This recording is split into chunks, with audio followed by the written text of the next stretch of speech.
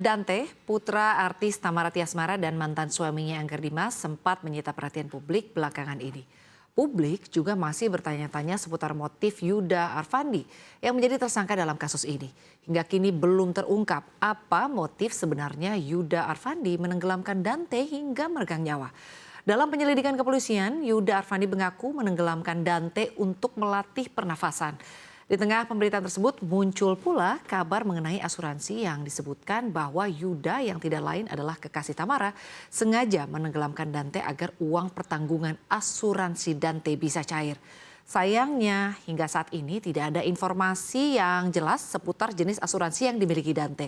Asuransi sendiri sejatinya adalah produk finansial yang ditujukan untuk meminimalisir risiko finansial yang dialami satu pihak. Nah, untuk membahas lebih detail lagi terkait hal ini, selengkapnya kita akan bahas bersama dalam beli asuransi kesehatan untuk anak rugi dong. Nah, kita lihat ya di slide selanjutnya. Ya, belajar dari kasus asuransi Tamara dan putranya, sebetulnya ada beberapa hal penting yang harus Anda ketahui saat ingin membeli asuransi untuk anak.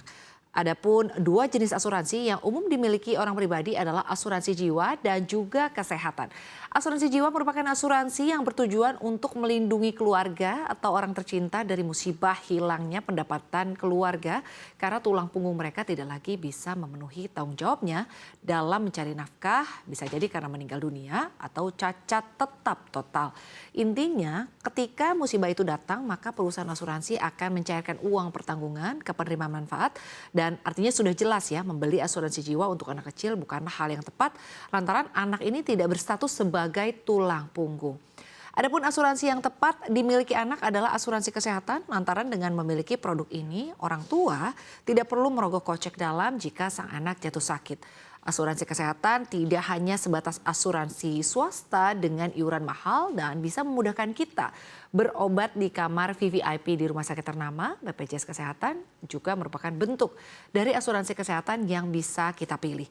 Nah, asuransi kesehatan adalah proteksi finansial yang paling standar dan asuransi ini juga akan menanggung biaya pengobatan baik rawat inap maupun rawat jalan. Namun tidak jarang asuransi kesehatan ini bisa mencairkan uang pertanggungan layaknya asuransi jiwa jika tertanggung meninggal dunia.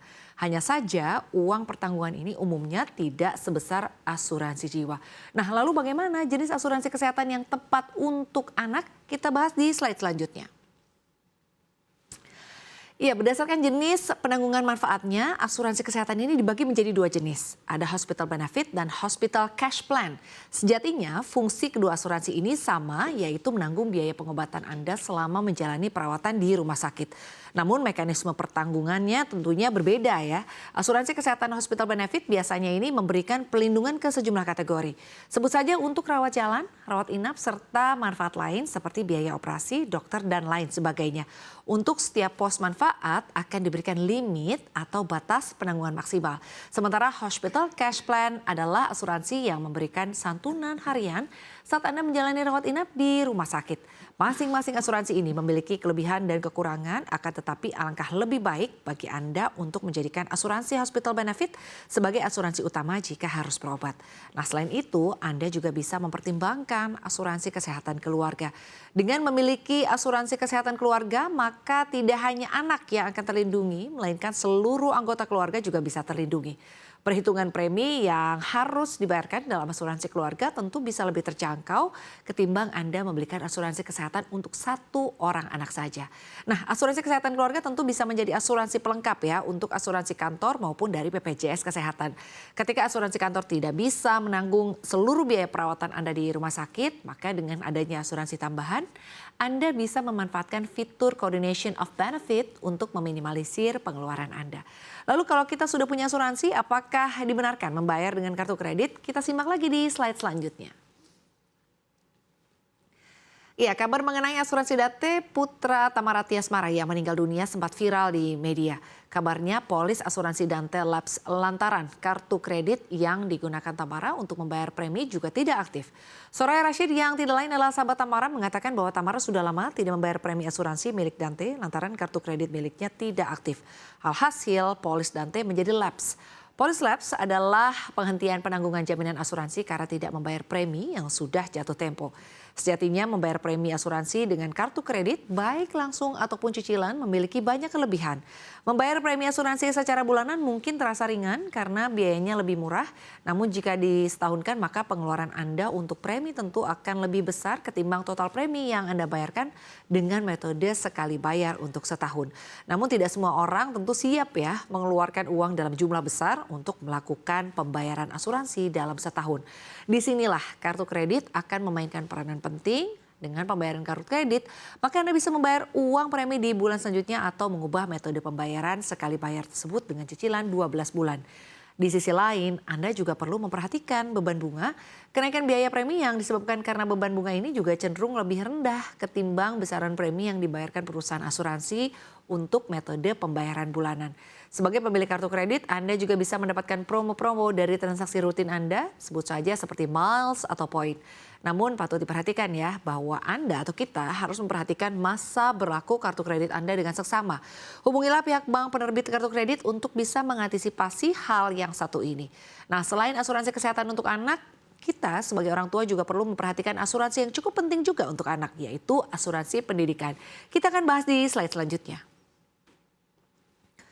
Iya, biaya pendidikan anak memang perlu disiapkan sejak dini. Dan hal ini tidak lain karena biaya pendidikan semakin mahal seiring waktu. Sebagai orang tua, pastinya ingin memberikan pendidikan yang terbaik untuk buah hati atau untuk anak-anak kita ya. Dalam hal ini, Anda bisa mempersiapkan dana pendidikan anak, salah satunya melalui asuransi pendidikan yang terpercaya. Perlu diketahui, asuransi pendidikan berbeda dengan tabungan pendidikan.